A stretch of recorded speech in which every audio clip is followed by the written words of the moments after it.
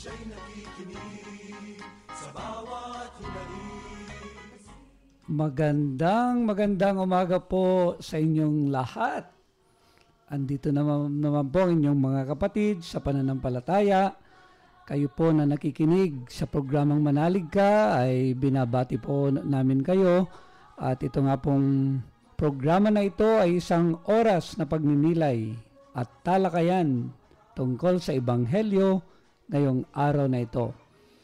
Tayo po ay napakikinggan ngayon sa radyo natin Gimba 105.3 FM at radyo natin San Jose 103.3 FM.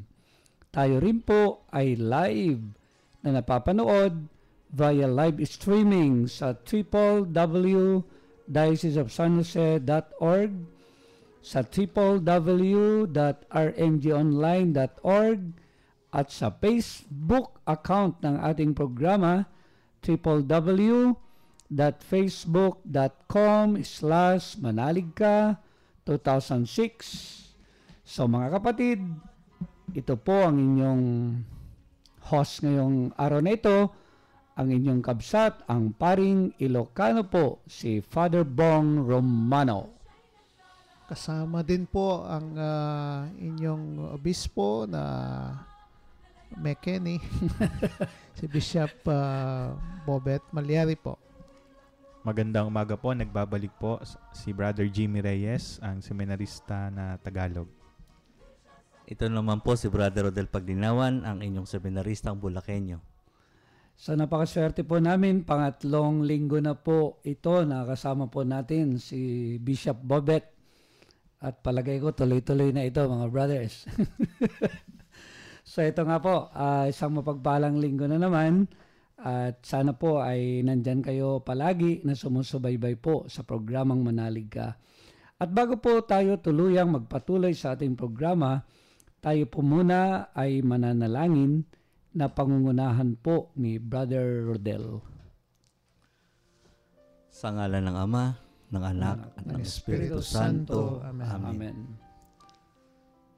Panginoong Diyos Ama, kami po ay nagpupuri at nagpapasalamat sa iyo dahil sa iyong walang kahulilip na kabanalan at pag-ibig sa tanan. Humihingi po kami ng kapatawaran sa aming mga nagawang kasalanan, sa aming mga naging pagkakamali, pagmamalabis at pagkukulang. Humihiling din po kami ng biyaya na nawa ipadala mo sa amin ng iyong banal na Espiritu nang kami ay maayos na makapagtalakay ng aming mga dapat talakayin para maibahagi ang iyong nais ibahagi sa iyong mga nakikinig sa aming programa. Hinihiling po namin ang lahat ng ito sa ngalan ni Jesus na iyong anak.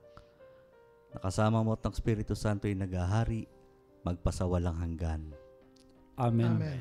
Sa ngalan ng Ama, ng Anak, at ng Espiritu Santo. Amen.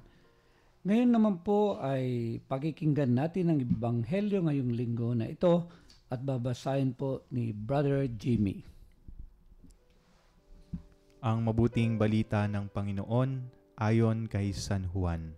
Papuri sa iyo, Panginoon. Malapit na ang Pasko ng mga Hudyo at umahon pa Jerusalem si Jesus. Natagpuan niya sa patio ng templo ang mga nagtitinda ng mga baka, mga tupa at mga kalapati, at ang mga nakaupong tagapalit ng pera.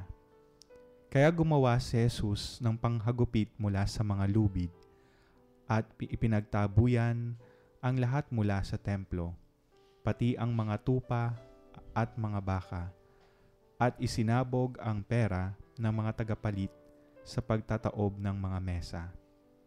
At sinabi niya sa mga nagtitinda ng mga kalapati, "Alisin ninyo ang mga ito.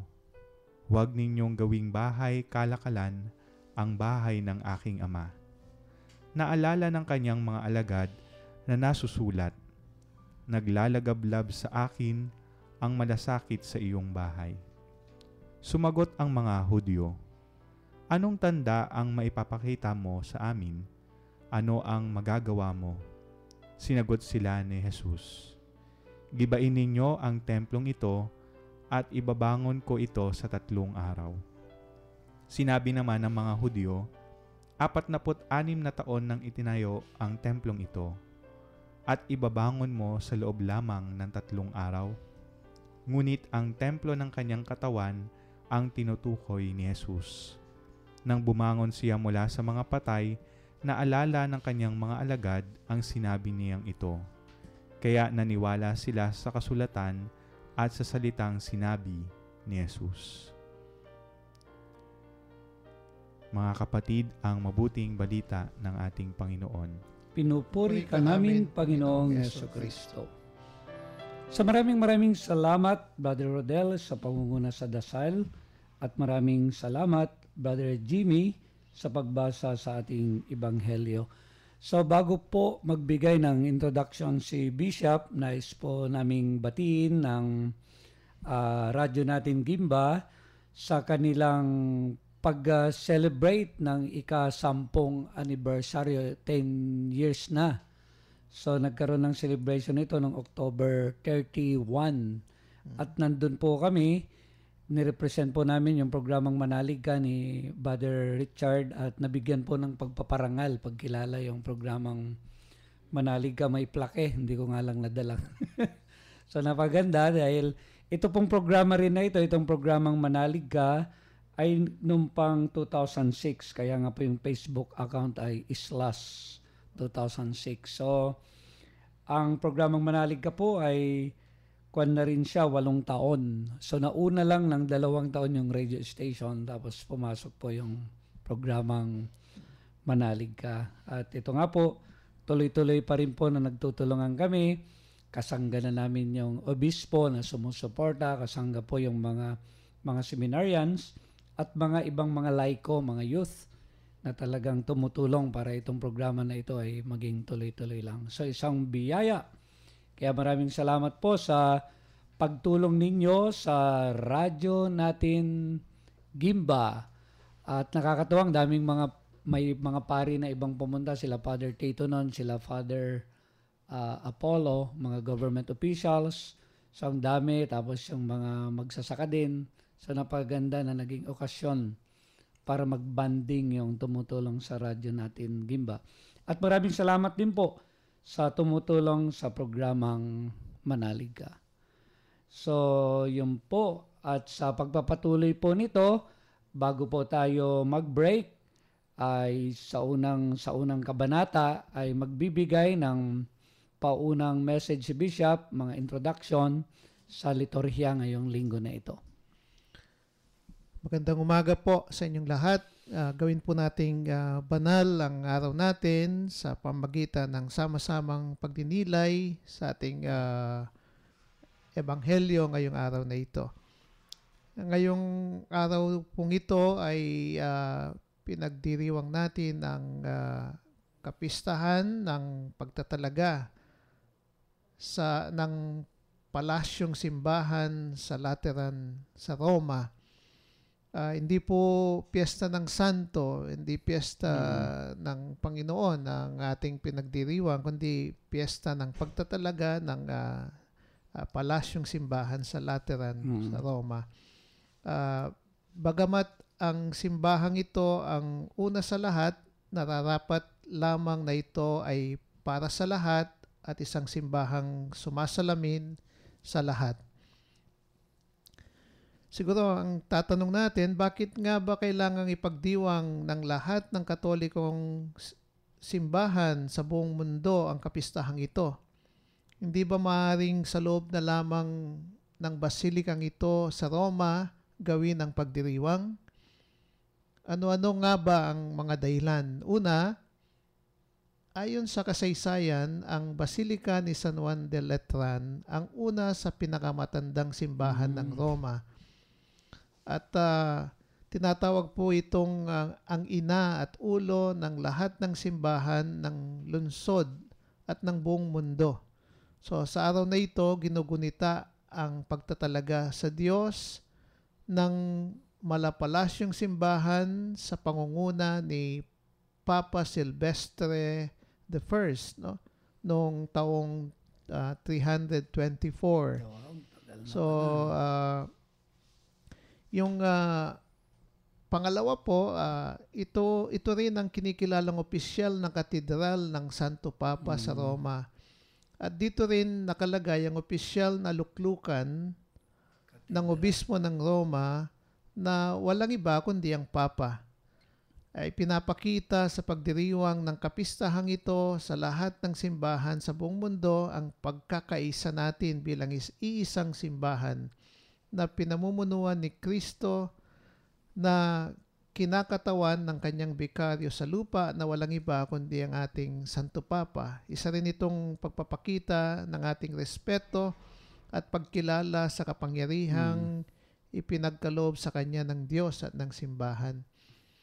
Ikatlo po, pinapaalala sa atin ng mga pagbasa sa kapistahang ito ang kahalagahan ng tahanan ng Diyos bilang isang bukal ng tubig na nagbibigay buhay at kagalingan sa lahat ng pumupunta po sa mga simbahan natin.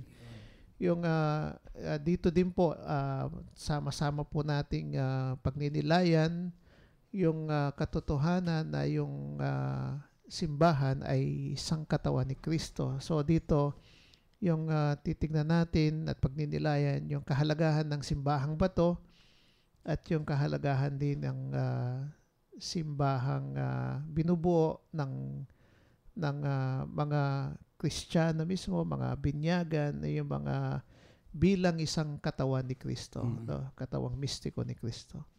So maraming salamat, Bishop. At ito po yung mga pagninilayan natin mamaya. Kaya wag po kayong aalis at pupunta muna po tayo sa studio, sa isang panig ng ating studio. Wag po kayong alis, babalik ang programang Manalig Ka.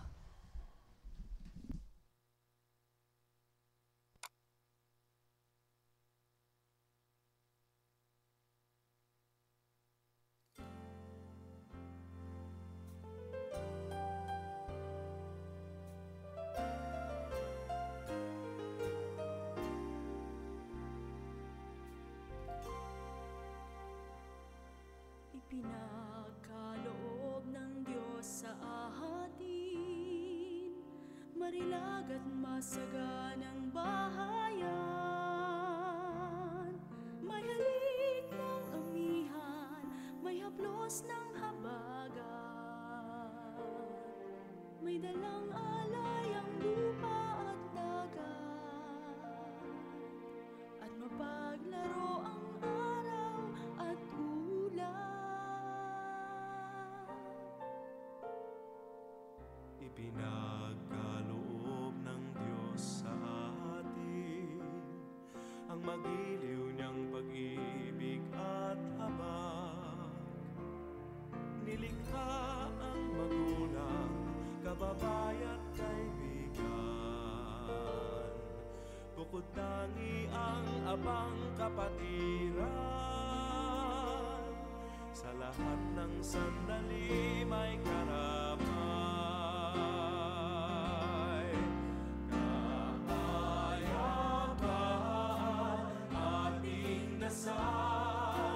Para sa bayan nating mahal, yaman din lamang at nilarapat niyang gawin isang tahanan.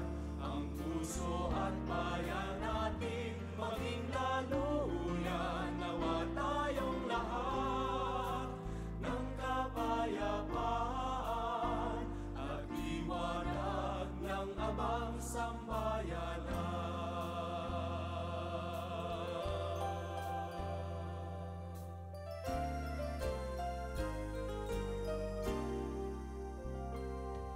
At sa kaila-ilaliman ng ating puso ay tibay sa harap ng pagsubok.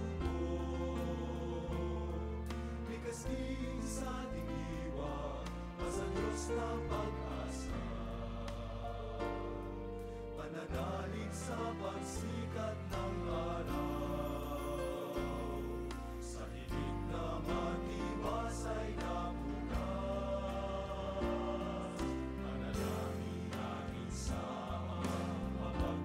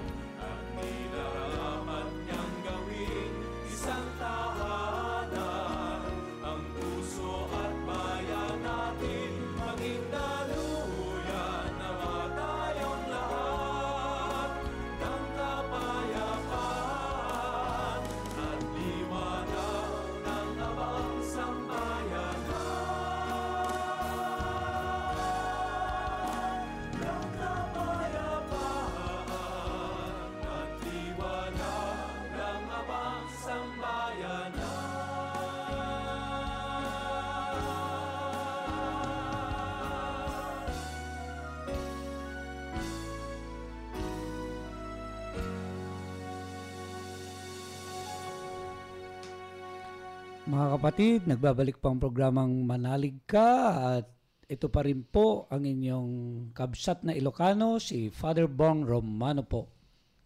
Si Bishop Bobet po Malyari, ang obispo McKinney. Brother Jimmy Reyes po, ang seminaristang Tagalog. Brother Rodel Pagdinawan po, ang inyong seminaristang Bulakenyo. Of course, nakikinig pa rin po kayo sa radyo natin 105.3 FM Gimba at radyo natin San Jose 103.3 FM. So sana po ay palagyan na mag-monitor kayo sa mga radio stations po na ito na kamanlalakbay natin sa paghatid ng mabuting balita. So kanina po ay nagbigay ng introduction ng ating mahal na obispo at napakahalaga nga po na pagnilayan po natin yung sabi nga niya, yung papaano natin titignan itong simbahang bato at papaano natin titignan yung mga binyagan na pwede nating sabihin na simbahang tao o yung tinatawag na katawan ni Kristo. At yung una nga po na pagninilayan natin, pagbabahaginan po namin, para makatikais tayo, para ma-evangelize, yung kahalagan nga po ng tahanan ng Diyos na tinatawag nga po natin na simbahan. Alam niyo mga brothers, nung maliit ako, yung natatandaan kong tinuro sa akin ng tatay ko, sabi niya, barok. Sabi niya, yung salitang barok ay anak na lalaki. Pag nakakita ka ng simbahan, pag nagbibiyahe tayo, ay mag-antanda ka ng krus. Kasi nandyan yung Diyos, sabi niya. So, hindi ko makalimutan yon. Kaya ako naman, pag basta nakakita ng simbahan nun, antanda ako ng antanda ng cross, kahit ibang sekta na pala. So, yon yung unang hindi ko makakalimutan na tinuro sa akin yung pagpapalaga simbahan. Kasi, yung nga po yung turo sa akin ay tahanan ng Diyos yan. Nandyan yung Diyos. Baka maganda pag-usapan natin, brother, ano yung mga unang mga natutunan tungkol sa tahanan ng Diyos. Father, sa akin po, yung sa amin po sa Bulacan, no, sa partikular sa bayan ng Ubando, hindi kayat po ako ng aking ina na tumulong sa pagpapaayos, pagpapanatili ng kalinisan at kaayusan ng aming kapilya. Wow. Dahil malapit lang po kami. Sabi niya kung hindi tayo ang gagawa, alangan namang ibang barangay, mga taga-ibang barangay ang gumawa. At saka ito ay tahanan ng Diyos. Kung paano natin nililinis ang ating tahanan, maganda ring linisin natin ang tahanan ng Diyos. At ang isa pa ho ay, yun nga ho, sa kanya ko unang narinig yung masasalamin daw yung aming paniniwala, kaming mga mananampalataya ng lugar namin, kung paano namin inaalagaan ang aming simbahan. So maganda yun, yung parang pati paglilinis ay ginawang debosyon na, no?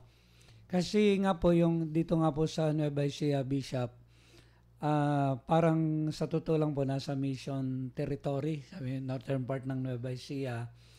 Yung mga kwan ko rin, yung knowledge sa pagkalinga, simbahan, natutunan ko nung nag-stay ako sa Pampanga. Pero dito kasi hindi gaano na ganoon. Kaya nga yung Bulacan, yung Pampanga, yung Laguna, pagkikita mo yung mga bisita, mga kapilya, kwan na yon, parokya na dito, yung mga laki. Yung mga ganun ano. So, yung sa mga istruktura pa lang, yung talagang meron ng katikism sa atin nung bata, no?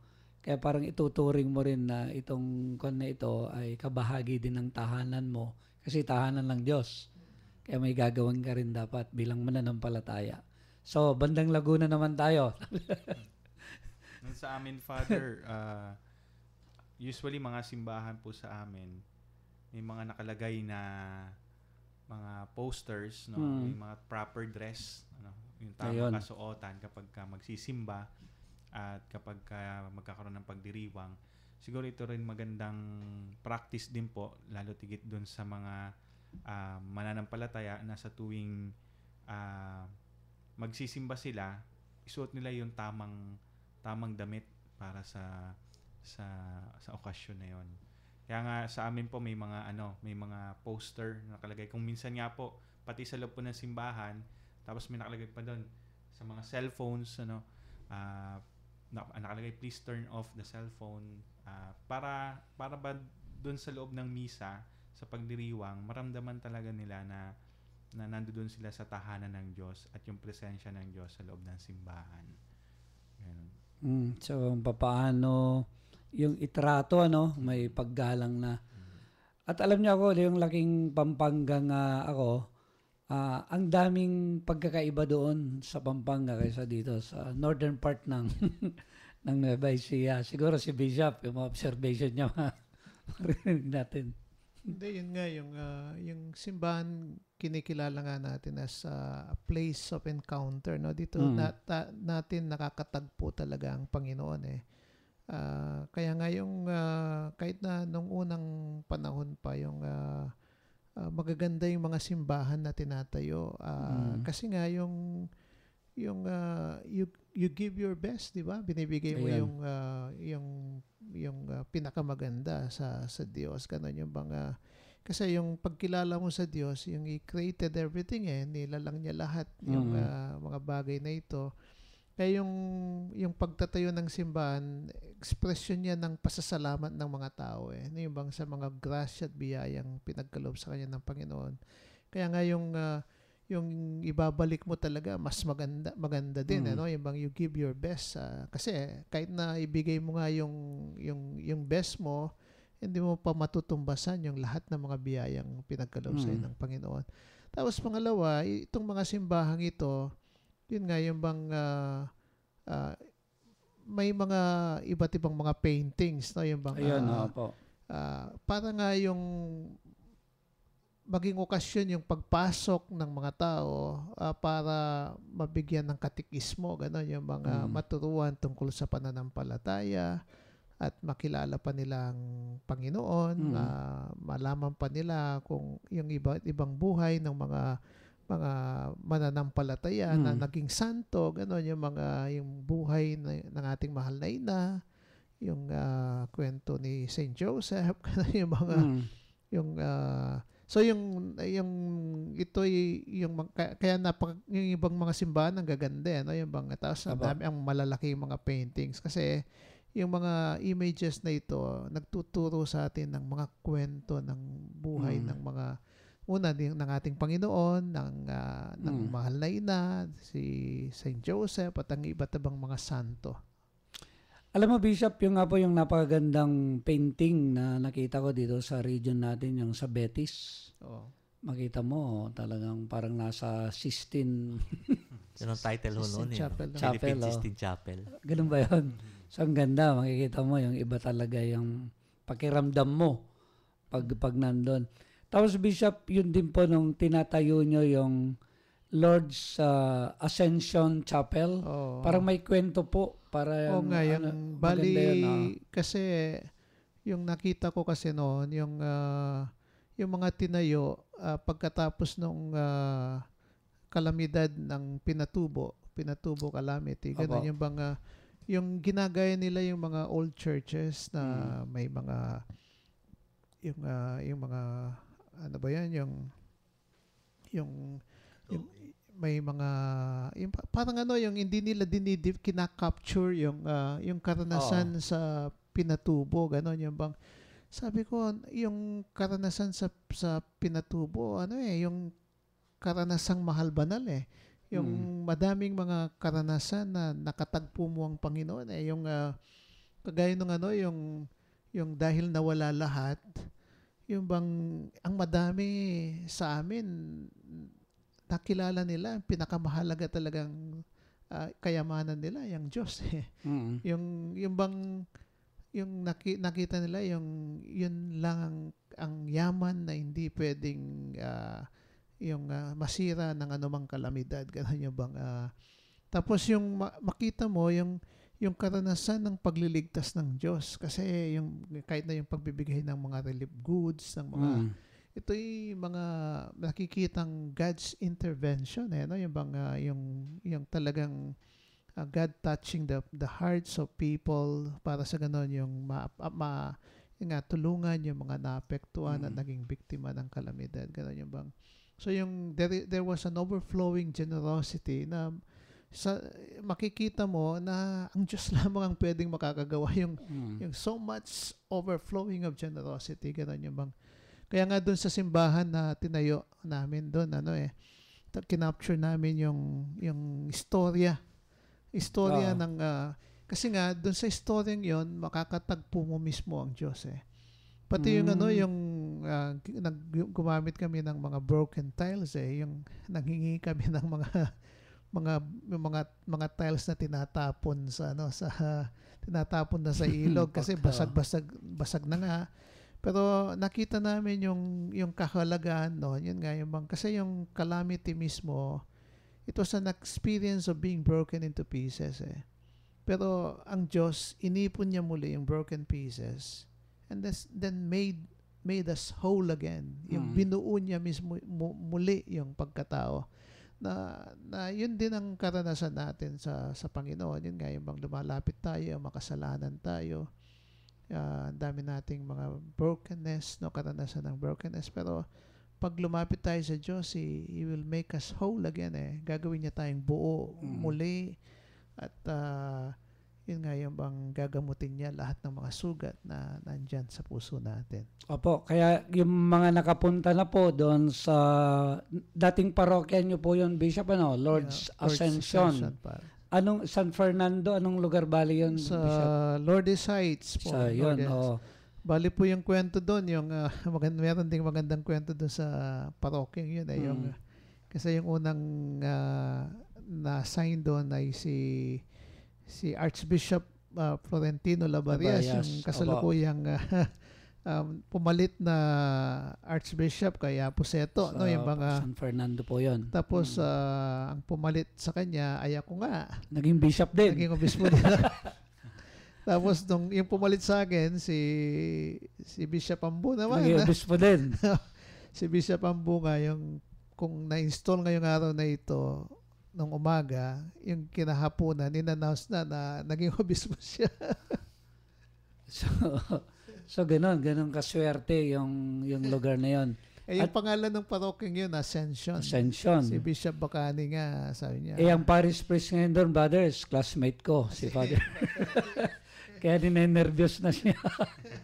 So ito po kaya napakaganda, kaya kapag makikita po yung mga paintings, so yung mga inilagay nila ng mga images doon, so mababalikan yung kwento ng mga tao doon, yung nangyari lalo nung panahon na yung Mount Pinatubo, yung mga ganon. Kaya napaganda nga po, kaya ito nga po pinag-usapan namin ano yung mga kahulugan ng mga paintings, mga ganon. Kaya yun po, sana maging mapagmasid din kayo pag pumapasok kayo sa mga simbahan, yung mga paintings natin. At dito, yung sa cathedral, sa St. Joseph, makikita mo yung image ng Trinity, yung pare-pareho yung muka, tapos sa gilid naman doon, makikita mo yung Pantabangan Dam, na siyang nagbibigay ng buhay sa maraming bahagi ng diocese at sa mga ibang bayan na Bulacan, Pampanga. So yun po, may mga simbolo. Kaya napakaganda po sa mga churches na gano'n. And of course, ayun nga po, yung nasa tahanan tayo ng Diyos, yung kahalagan ng tahanan ng Diyos, at tinitignan nga po natin yung mga particular. Kanina nga binanggit mo yung kalinisan din na napakahalaga. Kasi alam po ninyo, we need volunteers para maglinis sa simbahan. Sana maramdaman natin ito na devotion. Bishop, sa Pampanga, karanasan ko yun kasi tumira nga ako po doon sa San Jose, yung Chancery, yung chapel. Yeah. Marami pong mga retired na mga teachers noon, mga government employees. After yung retirement nila, pero mo kasama namin na nagkukuskus ng mga kandila doon, nagwawalis, nagbubunot. Kasi nga daw, ay debosyon nila. At napaganda nga po yon na sana maging kultura din dito sa diocese natin. At nakakatuwa, merong isang simbahan dito na gano'n, yung Merry Help of Christians. Yung mga grupo ng mga MBG, alam natin yung mga grupo doon ay mga busy sila. merong nagtatrabaho sa government, merong mga business, mga professionals. Mm. Pero pag Friday ay nandun sila na nagdi-devote ng naglilinis. Talagang yung ginagawa ng mga kasambahay nila, ginagawa din nila doon sa Mary Help, sa simbahan. Kaya napakabango yung Mary Help. Siyempre yung mga ganun na kwan din, mga katuruan na dapat ay matutunan nating lahat. At ganoon din yung mga tamang ugali, tamang kilos sa loob ng simbahan. Sabi nyo kanina, meron na kayong nakikita na nagse-cellphone. Oo. Habang nag-homily ba kami, ginagawa yun.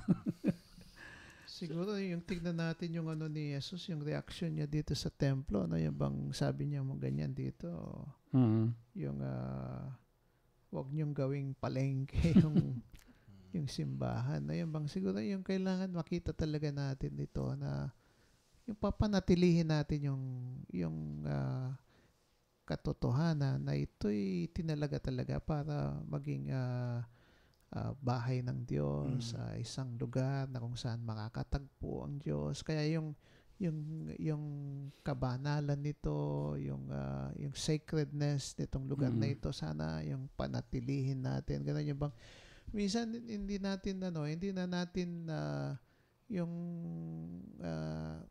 dama yung presensya ng Diyos. Ganun yung bang sa mga minsan may mga chapels yung merong nag-share minsan yung lugar kasi nila ginagawa nilang lugar ng yung kung saan nagmimisa gano'n yung bang pero sabi niya during the week ginagawa niyang garahe gano'n nalagay niya yung sasakyan niya doon sa tapos itong nagkukwentong ito yung very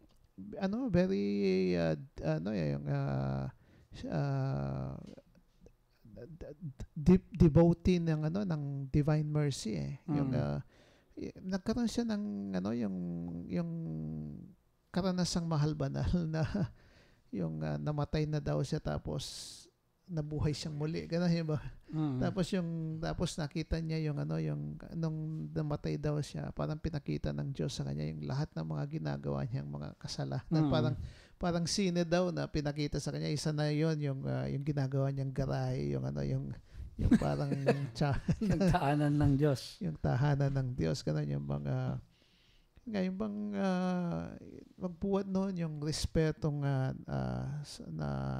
dapat sa isang lugar na pinagmimisahan, sa isang lugar na yun nga yung bang na kung saan nagaganap yung pagtitipon ng bayan ng Diyos, na kung saan nakakatagpo talaga ng bayan ng Diyos, ang Diyos mismo, no? Yung mga talagang binibigyan niya ng wastong respeto talaga. Alam mo, Bishop, ito nga isusumbong ko sa yung nanay ko nung bata kami. Sumalangit na ko. Kasi po, yung parang naging ugali, kahit ngayon nakikita ko pa pag ipinapasok yung bata sa loob ng simbahan, binibili nila ng mga pagkain. Yung mga popcorn, mga ganyan. Kaya kami naman, ng mga bata, nung bata kami, akala namin normal lang yun na kumakain ka sa loob ng simbahan. At pag naubos na yung lalagyan ng popcorn mo, parang normal lang na itatapon mo doon sa loob ng simbahan yung mga kalat na ganoon. At hanggang ngayon po ay bilang paring lingkod, nakikita ko pa rin yung mga ganito na hindi magandang nakasanayan ng mga bata. Kaya sana po yung mga nakikinig na mga magulang, ituro po sana na yung tahanan ng Diyos ay lugar na kung saan nagdarasal. Hindi lugar kung saan pinagpipiknik. Siguro kahit na yung mga bata, siguro yung turuan na at an early age no, na this is a place na pwedeng makatagpo ang Diyos, pwede silang magdasal. Ayun, pwedeng, kasi nga yung, minsan kasi yung mahirap kasi yung may kasama kang bata, no? Yung bang batang maliit. Minsan para lang minto siya sa paglalaro, yung bang bibigyan mo siya ng pagkain sa bibig para sa ganun yung hindi na siya mag-ingay, hindi na siya yung manggugulog, yung mga pero yun nga yung bang kahit na bata yung ano, kung talagang tuturuan ng gusto, yung at a very young age, naalala ko noon yung lola ko pag Mm. pag sinasama niya ako sa simbahan, yung talagang ano, yung ah, pinapagdasal ka talaga, ano yung mga, kasi it's a place where you are asked to pray, di ba? Mm. Kahit na bata ka Kahit lang. bata, ano. Yung si Kiara Lubick, may karanasan siya, 7 years old pa lang. Tinuturuan daw sila ng mga madre na ano, yung bangsa talagang yung wastong yung posisyon ng kamay, pati yung pagluhod in front of the Blessed Sacrament. At yung 7 years old daw siya. Tapos nakatingin siya doon sa Blessed Sacrament. Tapos sinasabi niya ganyan, yung Panginoon, bigay mo sa akin yung liwanag mo, bigay mo sa akin ng yung pagmamahal, gano'n yung mga. Tapos bigla na lang daw, parang she was overwhelmed by a very strong light. Na yung bang bata pa lang siya, 7 years old pa lang siya. And tapos nag-pass out daw siya doon sa ano. Pero it was an experience of yung bang of God eh. Later on, na-realize niya, yung dasal niyang yun, in front of the Blessed Sacrament, binigay ng Diyos sa kanya. Kasi hindi naman niya iniisip na magpa-found siya ng malaking movement sa simbahan, gano'n yung Tignan bang, mo, no? tapos yun nga, yung nagulat na lang dun sa, yun nga, sa liwanag na pinagkaloob sa kanya ng Panginoon. Pero hiningi niya yon even as a child, no? Bata pa lang siya, 7 years old. Opo. So napakaganda po kasi yung kasagraduhan nga po ng simbahan pag napanatili natin, lalo nating madarama yung presensya ng Diyos. At yung lalo nating makakaniig ang Diyos, lalo tayong mapapalapit sa Diyos. Kaya sana nga po ito yung mga hamon nga po sa atin, yung pagninilay natin sa kahalagan ng tahanan ng Diyos, yung tamang tinatawag nga po na pagtrato sa tahanan ng Diyos, yung tamang kasuotan, tamang ugali, ay kaya ikinakatikais po namin kayo. And of course, yung kanina mga bata na kumakain, kasi napapansin ko rin kung minsan, pwede rin turuan natin yung mga matatanda. Yung katikismo para sa bata na dapat ding malaman ng mga matatanda. Kasi sabi mo kanina, brother, merong mga hindi nakikinig sa misa, nagchichismisan. So yung mga ganun po ba na mga nakikita natin na hindi tama, sana talaga ang kachismisan natin kapag nandun tayo sa loob ng simbahan ay si Jesus. Yeah, tsaka yung siguro, yung maganda ding, yung sensitivity natin sa iba. Opo. Kasi kuminsan yung may iba dyan pumunta sa simbahan kasi nga may daladalang mabigat na problema. Talagang pumunta sila doon para isigaw nila sa Diyos yung kanilang yung mga kahilingan nila, gano'n yung mga. At kuminsan yun nga, kung hindi natin alam, yung pag-iingay natin nagiging daan para ma-distract sila, gano'n yung mga. Sana yung magtulungan tayo, tulungan natin ng isa't isa na makapagdasal talaga sa loob ng simbahan. So yun po, napakayaman, napakarami ng mga pagninilay natin sa unang bahagi. At wag po kayong alis, makikinig muna po tayo ng isang magandang awitin. So wag po kayong alis at babalik ang programang Manalig Ka.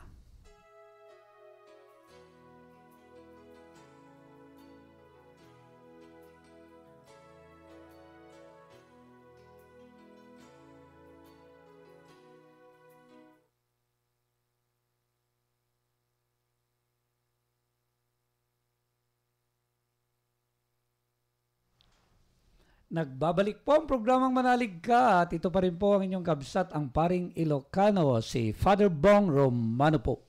Si Bishop Bobet po, ang inyong obispong Mekeni. Mayap aabak kay Kongan. Brother Jimmy Reyes po, ang seminaristang Tagalog. At Brother Rodel Paglinawan po, ang inyong Bulakenyong seminarista. Wow, talagang mga brothers natin. Pareho yung Tagalog, ano? Okay. So, mga kapatid, tayo po ngayon ay nasa ikalawang yugto nga po ng ating pagninilay. At ngayon naman ay titignan natin yung tinatawag na simbahan bilang katawan ni Kristo. At doon nga po sa ating ebanghelyo kanina, yung hamon nga ng Panginoon, nung tinitignan nila yung karangyaan, kaganda ng simbahan, sabi niya buwagin ninyo itong simbahan na ito, ang templong ito, at itatayo ko sa 3 araw. At alam po natin yung insidente bago niya sinabi yon. Dahil nga po yung nakita niya yung paglapastangan sa templo, sa physical na simbahan na hindi nila ginagalang, at nagagalit siya. Sabi niya, ito tahanan ng aking ama. Talagang tignan mo yung pagmamalasakit niya talaga sa kasagraduan ng tahanan ng Diyos. At ngayon, pag ninilayan naman po natin yung tinatawag nga po na bilang pamayanan, yung tinatawag nga po na body of Christ, yung simbahang tao. At kanina minention natin na ang mga tao na nandito sa simbahan na ito ay mga templo ng Espiritu. At siguro yung hindi ba tayong lahat na binyagan tayo, ano? Opo. Tapos yung sabi natin, yung sa pamamagitan ng binyag, tinanggap natin ang banal na Espiritu, naging templo tayo ng Diyos. Ganon yung bang at dahil doon ay dahil tinanggap natin ng isang Espiritu ng Diyos, tayo ay may pagkakapatid kasi naging mga anak tayo ng Diyos. So naging magkakapatid tayo kay Kristo, may isang Ama. Kaya yun nga yung isang dasal na tinuro sa atin ni Jesus, yung Our Father, no, yung Ama namin. So meaning tayo ay may isang Ama, no, sa langit, at tayo ay isang katawan ni Kristo. At ito nga, Bishop, hindi ba yung nilalang tayo na naaayon sa kalarawan at kawangis ng Diyos. Alam mo yung common na kuan natin yung denominator natin. Kaya napaganda nga ng turingan ay kilalanin natin yung bawat isa na anak ng Diyos. At alam mo, Bishop, ewan ko kung anong bansa yun, yung pagkilala na yung Diyos ay nasa iyo, yung Diyos ay nasa akin, meron silang tawagan na namaste. Ewan ko kung naalala nyo. Pag daw, Indonesia kaya yun, parang yung pag nakita mo, yung mag-greet mo yung kapwa-tao mo, ay babatiin mo na namaste.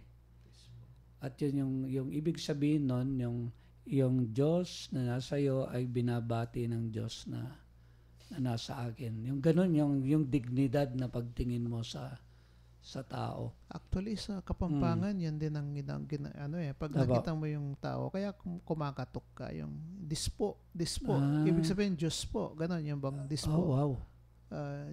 Yung parang yung mismong kumakatok, yung kinikilala niya yung presensya ng Diyos sa kanya. Ganun. At ako rin, Bishop, natutunan ko doon,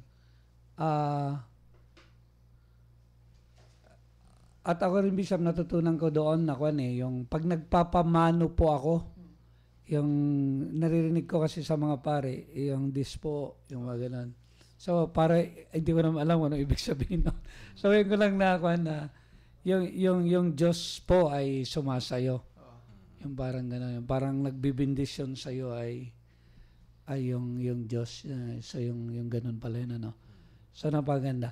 At yung hamon din po dito, Bishop, talaga yung pagbuo ng body of Christ, ano.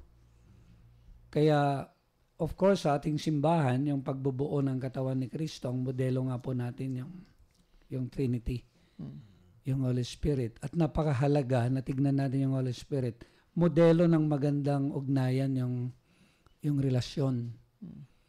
Kaya siguro, ito nga po, as we build the simbahang bato, talagang yung hamon sa atin ng mga binyagan, ng mga Kristiyano, ay yung buuin din talaga yung magandang relasyon.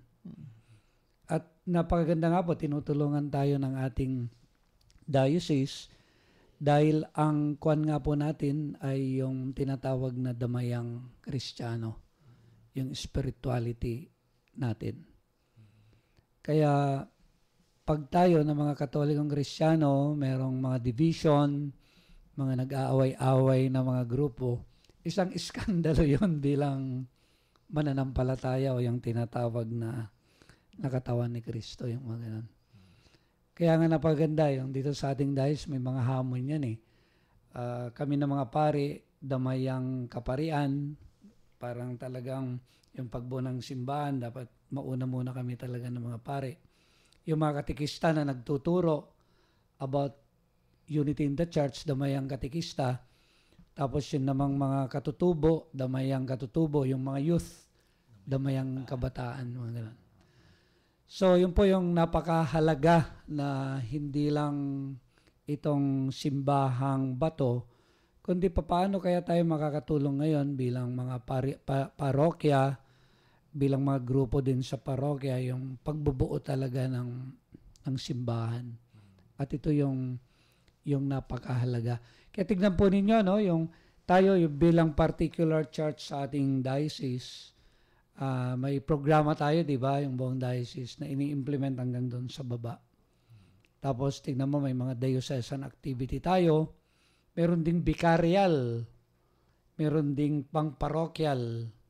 Ito ay mga hakbang para sa adhikain talaga natin na mabuo itong simbahan natin. And of course, Bishop, yung napakahalaga ngayon, siguro it will really help us na ma-inspire talaga tayo itong pagdating ng Santo Papa. Itong this coming January. Opo, feeling ko po ay ngayon pa lang ay nabubuklod na tayo bilang mananampalataya sa pagdating niya. At parang para sa akin, in-expect ko na naman baka 5 milyon yung mag-gather sa Luneta. No? Kasama yung ating Santo Papa. Opo. So nakakatuwa. So, doon talaga yung larawan tayo ng buhay na simbahan. No? Yung ang bawat isa talaga kumikilos talaga at nag-aalab talaga yung pananampalataya niya. Kanina may bisita akong seminarista, naging ex-seminarian na si Anthony, yung sinasabi nga niya yung sa ibang simbahan po, sabi nga niya, sa ibang parokya, yung parang nakukontento na lang sila sa simba ng simba, gano'n yung mga pagtanggap ng sakramento. Parang hindi na sila hindi sila lumalagpas doon sa yun nga yung ordinaryong ginagawa sa mga simbahan. Sana yung sabi nga niya yung papag-alabin talaga yung pananampalataya natin at buhayin talaga natin, no, yung mga yan. So yun po, napakagandang talakayan, hamon nga po sa atin na habang yung tahanan ng Diyos ay pinagbubuti natin na alagaan, ganun din sana ay umusbong palalo yung pagiging sambayanan natin na gumawa tayo ng maraming mga apostolado, mga ministeryo, lalo na nga po sa paglilingkod. So mga kapatid, wag muna po kayong alis at maglalagom pa po kami. Magbabalik pa ang programang Manalig Ka.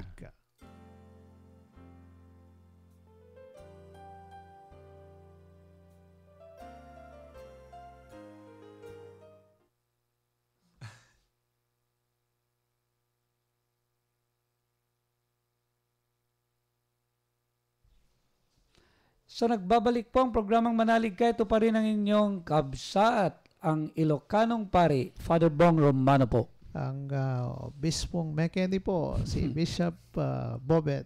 Brother Jimmy Reyes po, ang seminaristang Tagalog. At ang inyong Bulakenyong seminarista po, Brother Rodel Paglinawan. Bago po yung mga pagbati po namin, ay magkakaroon po ng konting paglalagom ang ating mahal na obispo. Magandang umaga po muli sa inyo lahat. Sa napakabilis po ng oras.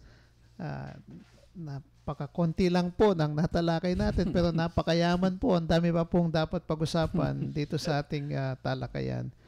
Yung sinabi po natin na ang kapistahan pong pinagdiriwang ngayong linggo ay ang pagtatalaga kay San Juan Laterano, no, sa Roma, yung simbahan pong unang-unang simbahan na tinuturing pong pinaka-katedral ng ating Santo Papa, yung katedral ng Obispo ng Roma. At kaya nga po pinagdiriwang po natin ito sa buong mundo para po ipakita natin ang pakikisa natin sa ating Santo Papa at ipakita natin sa buong mundo na tayo po ay nagkakaisa bilang simbahan ni Kristo. At pinag-usapan po natin sa ating talakayan ang kahalagahan ng simbahang bato, yung pangangalagang dapat nating ibigay dito, yung respeto na dapat nating at paggalang na dapat nating ipakita, at yung talagang kabanalan na dapat nating panatilihin dito sa ating mga simbahan para po maging lugar palagi ito ng pakikipagtagpo talaga sa Panginoon, at maging daan para sa ganon yung matanggap natin yung lakas, tibay ng loob, at yung nag-uumapaw na kaligayahan na ang Diyos lamang ang pwedeng makapagbigay sa ating lahat. At kailangan po kasi natin yung nagkakaroon tayo ng renewal o pagbabago, no? Pagpapanibagong lakas palagi, at yun ay nakukuha natin kapag meron tayong tunay at team na pakikipagniig, no, sa ating Panginoon. At pinag-usapan po natin yung na tayo ay isang katawan ni Kristo, no? Yung bang so hindi lamang simbahang bato, kundi sana yung makita natin na tayong mga bininyagan sama-sama kasama si Kristo ay isang katawang mistiko ni Kristo, at dapat kumilos tayo bilang isa. Amen. Maraming salamat po, Bishop, sa napaganda at makahulugang paglalagom sa pagninilay natin ngayong umaga na ito. At panguli nga po, yung mga babatiin natin, brothers. Binabati ko po ang mga katikista ng Diocese ng San Jose. Nakasama ko po sila sa Baguio nitong nakaraang mula Martes hanggang kahapon po, hanggang nung Huwebes po. Dahil 3 araw po kami na nagkaroon ng banal na pagsasanay, pagbabalik tanaw sa aming mga naging buhay. Binabati ko po sila ngayon ng isang magandang umaga. At ang lahat po ng mga taga San Jose, St. Joseph Cathedral Parish, magandang umaga po. Binabati ko rin po ang mga magtatapos ngayong araw na ito ng PREX sa Science City of Muñoz. Congratulations po, at sana magpatuloy yung mga bagong graduate natin doon sa PREX. At binabati ko rin po lahat ng mga tagapakinig natin sa Nampikwan, dyan sa Karanglan, gayon din sa Rizal. So, yun po. Binabati ko po yung kapatid ko na nag-birthday noong November 7 po. At yung pisang ko na magbe-birthday pa po sa November 11. Ganun din po, inaanyayahan ko po kayong lahat na ipagdasal po natin ang ating kaparihan sa Diocese ng San Jose, kasi po bukas Lunes ay magkakaroon po kami ng pagtitipon at sama-samang pag-aaral, no, at updating, no, yung ng mga kaparian natin. So patuloy po ninyo silang ipagdasal. Sa pamagitan nila ay pwede po tayong maging banal at pwedeng mapag-alab pang lalo ang ating pananampalataya sa Diyos. Ako naman po, binabati ko si Ate Glovin ng RNG 103.3 FM San Jose City. And of course, yung magpartner si Ate Jit at si Kuya Onin sa RNG Gimba 105.3 FM. Muli happy anniversary po sa RNG Gimba. At ganoon din po si Ate Evelyn ng San Jose, yung Footsteps San Jose City, na tumutulong, binibigyan tayo ng rosary. Ate Evelyn, wala na po ulit kaming rosary. Meron kasi tayong manalig ka rosary. Siyang gumagawa. At ganoon din, sponsors po natin, si Kuya John at si Ate Noemi at si Ate Maylin ng Cayman. So yan, mga talagang sila yung nagbabahagi yung sa Facebook natin para maraming mga kaibigan nila na makapakinig. And of course, binabati ko po yung mga lay ministers ng Our Lady of the Sacred Heart Parish dyan sa Triala na pinamumunuan ng aking kapatid si Beo Romano, and of course yung parish priest nila si Father Tenet. So, pagbati po nang galing sa programang Manalig Ka. So, magpapaalam na tayo, brother. Maraming salamat po sa inyong pakikinig sa ating programang Manalig Ka. Ito po si Brother Rodel Pagdinawan, ang inyong Bulakenyong seminarista. Brother Jimmy Reyes po, ang seminaristang Tagalog. So, bago po tuluyan ni Bishop magpaalam, ay bibigay muna yung pagbibindisyon. So, and then after, yung pagpapaalam po niya. Sige po, magdasal po tayo kahit na maikli lang. Pasalamat po tayo sa Panginoon. Sa ngalan ng Ama, ng Anak at ng Espiritu Santo. Amen. Amen. Panginoon, salamat po sa biyayang magkakasama sa pagdidilay sa iyong banal na salita. Salamat po dahil nakilala namin, napagtanto na kami mga templo ng banal na Espiritu.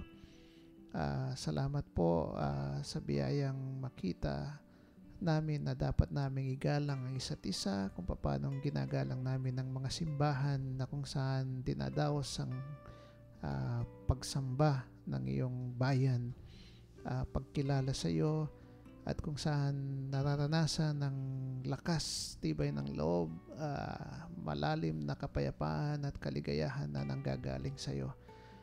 Patuloy po ninyo kaming basbasan, patuloy nyo kaming gabayan, patuloy nyong ipadama sa amin ang inyong presensya sa aming paglalakbay. Patuloy po ninyo kaming buuin bilang isang bayang tunay na sumasampalataya sa inyo at tunay na nagmamahal sa inyo at sa isa't isa. Lahat ng ito iniling namin sa ngalan din ni Jesus naming Panginoon. Amen. Pagpalain po kayo ng makapangyarihang Diyos, ng Ama, ng Anak, at ng Espiritu Santo. Amen. Ako po si Bishop Bobet Malyari, ang McKinney Bishop. At ako naman po, ang paring Ilocano, si Father Bong Romano. Diyos ti agnina kada kayo amin apo.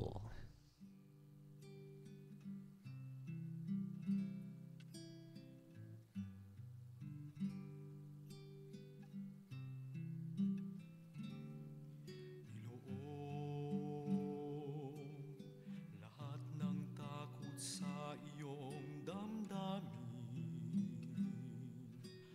ang pangalan niya lagi ang tawagin, at siya'y nakikinig sa bawat hinaing.